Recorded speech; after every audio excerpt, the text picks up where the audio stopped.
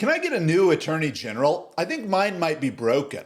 There's free speech and then there's hate speech. And there is no place, especially now, especially after what happened to Charlie, in our society.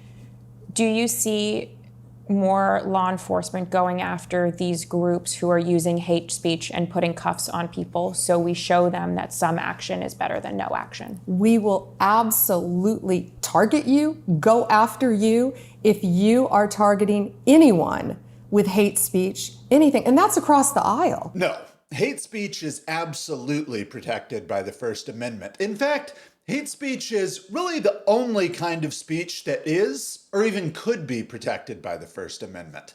And what I mean by that is, if those in power do not hate your speech, then your speech is under no threat and it can't be protected. It is only speech that offends powerful people that is in danger and might need protection.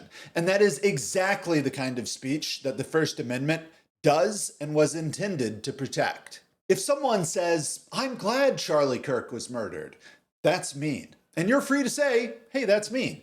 Or you could give a speech about how political violence is likely to lead to more and worse political violence, and it'll make outcomes worse. Or you could say mean things about that mean person, like, "I hope you get murdered."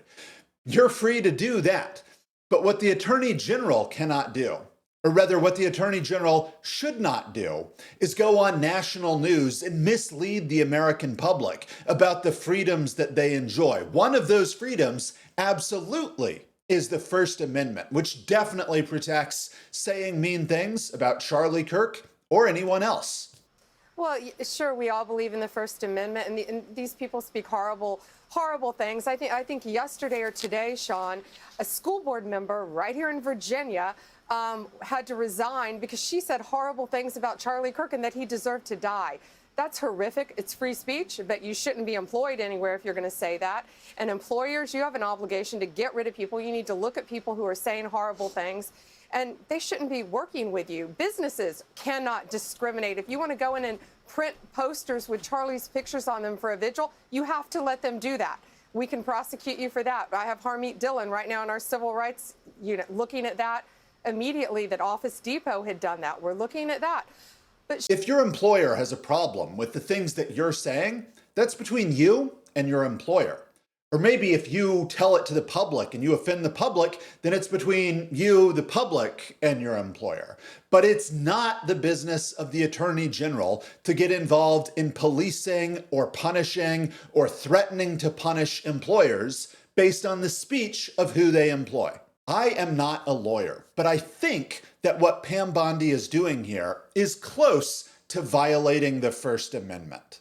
I say that because what she's doing seems like it's suggesting to employers that the power of the federal government might be used against them if they continue to employ people who say speech that the administration doesn't like. I'm basing that off of this quote from a recent unanimous Supreme Court decision. 6 decades ago, this court held that a government entity's threat of invoking legal sanctions and other means of coercion against a third party to achieve the suppression of disfavored speech violates the First Amendment. Today, the court reaffirms what it said then. Government officials cannot attempt to coerce private parties in order to punish or suppress views that the government disfavors. Businesses have a lot of interaction with the federal government. They provide and get services from the federal government. They pay taxes. They are regulated by the federal government. People from the Department of Justice, led by the Attorney General, may investigate and police and punish infractions that businesses commit. Or the Department of Justice might choose not to do that.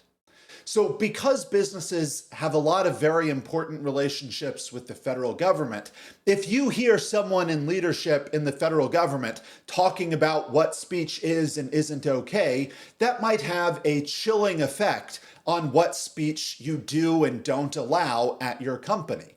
And so that brings us right back to the main problem of the federal government imposing limits on speech for American citizens by implicitly or maybe explicitly threatening employers. But, I already texted with Harmeet Dillon this morning about an Office Depot that refused to print posters of Charlie for a vigil. They can't do that in the world in which we live. Can't do it. And you're going to be held accountable, and we're going to publicly shame you too. I saw Office Depot said they fired one of the 3 people who worked there. I think all 3 should have been terminated. Agree. And we should investigate. Agree. Office Depot.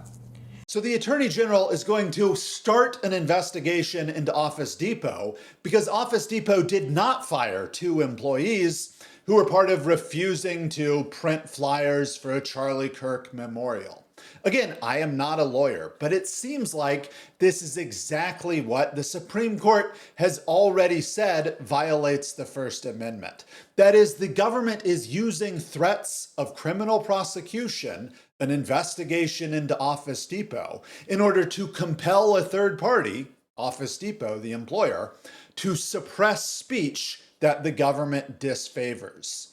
Let me quote from the Supreme Court decision that my first Supreme Court decision quote was referencing. People do not lightly disregard public officers' thinly veiled threats to institute criminal proceedings against them. And I feel like I shouldn't have to remind anyone that under a Biden administration, Biden's Department of Justice may have considered some of the things that Charlie Kirk said to be hateful. So just like Charlie Kirk's political speech was protected when Biden was the president, the critics or mean trolls or whoever making mean comments about Charlie Kirk, their speech is protected now that Trump is president. Luckily, we have famed defender of free speech and the Constitution, President Donald J. Trump in office. So let's see what he has to say about this. What do you make Pam Bondi saying she's going to go after hate speech? Is that, I mean, a lot of your allies say hate speech is free speech. We'd probably go after people like you because you treat me so unfairly. It's hate. You have a lot of hate in your heart. Thanks for your time.